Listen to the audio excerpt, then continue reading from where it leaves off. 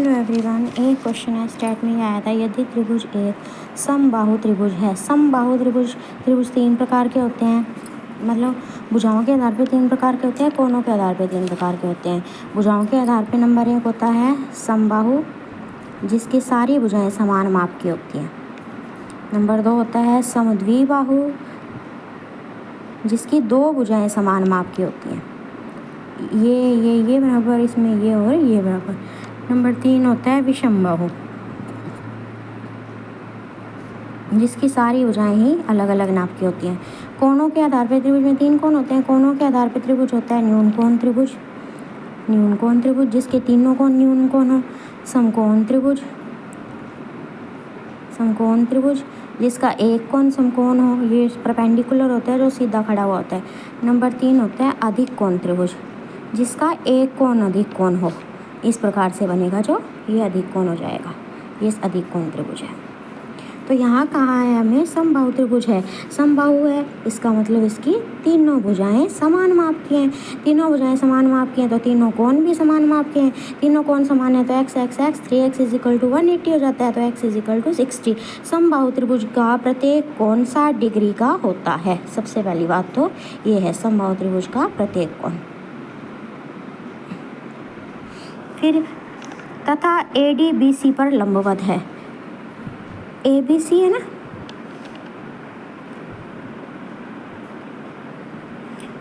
अब यहाँ थोड़ा सा क्वेश्चन में मिस प्रिंट कह लो या कुछ भी है, AD BC पर लंबवत है।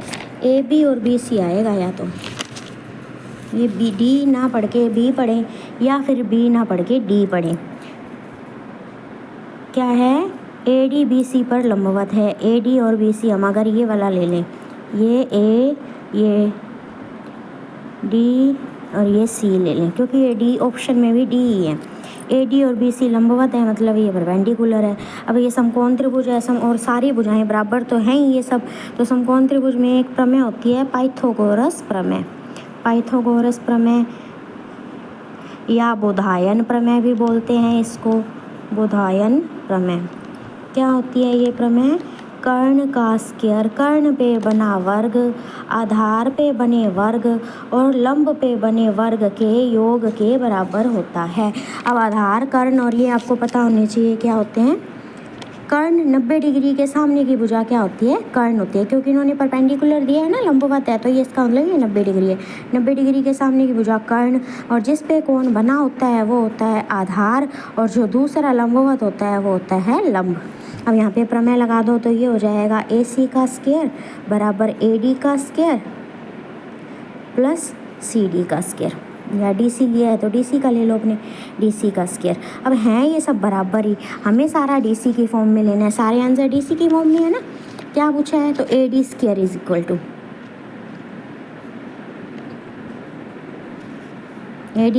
Equal to AC square plus DC square.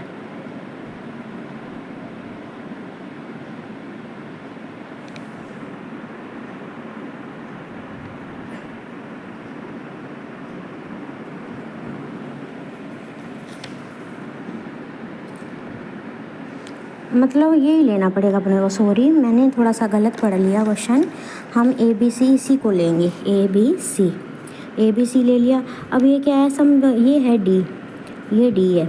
जब ये सारे बराबर हैं, ये बराबर ये बराबर ये, तो AD स्क्वायर वही आधार स्क्वायर लंब स्क्वायर बराबर कर्ण स्क्वायर प्लस ये AD स्क्वायर बराबर AC स्क्वायर बराबर इसके according AD square plus DC square. ये हमने इसका विस्तृत रूप यहाँ लिख रखा है, ठीक है। AD square plus DC square. अब जो DC है उसको हम किस रूप में ले लें? DC को हम लिख सकते हैं, AC है ही नहीं कहीं, AD है, AD बड़ा रहने दो। और AC को भी BC की फॉर्म में लिख लेते हैं। AC को लिख लेते हैं, AC को BC लिख सकते हैं ना, ये वाला AC, ये AC और BC बराबर है, तो AC को हम BC लिख लेते हैं, BC का स्क्वायर। AD को ऐसे ही बड़ा रहने देंगे, और DC को भी हम एक बार, DC क्या है? BC का हाफ है ना, हाफ BC है ना।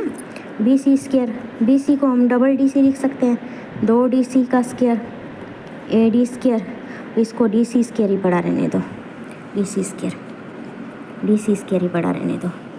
तो ये D C square, 2 DC square कितने हो गए, 4 DC स्क्वायर, 4 DC स्क्वायर ये वाला प्लस बराबर हो गया A D square plus D C square, ये डी सी इधर आएगा माइनस हो जाएगा, तो ये हो जाएगा 3DC square is equal to A D square, 3DC square is equal to A D square. तो ए डी स्क्वायर पूछा है तो 3DC स्क्वायर, तो ये आंसर होगा A D square is equal to 3DC। Question हम दोबारा समझेंगे थोड़ा सा।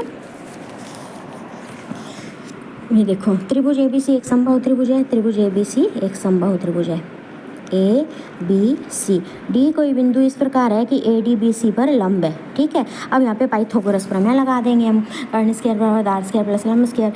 इसका बड़ा रूप मैंने यहाँ दे दिया, ये भुजा और ये पूरी भुजा क्या है, बराबर है, ये वाली पूरी भुजा बराबर है। तो हम कर्ण का स्क्वायर ए डी स्क्वायर, कर्ण स्क्वायर ए सी स्क्वायर बराबर A D square plus D C square. A D हमें निकालना पड़ा, ए सी को हम बी सी भी लिख सकते हैं, तो ए सी को लिख दिया बी सी, डी सी वैसा का वैसा ही पड़ा, ठीक है, बी सी लिख दिया, डी सी वैसा का वैसा ही पड़ा, ये डी सी का स्क्वायर, यानी ये डी सी का स्क्वायर है।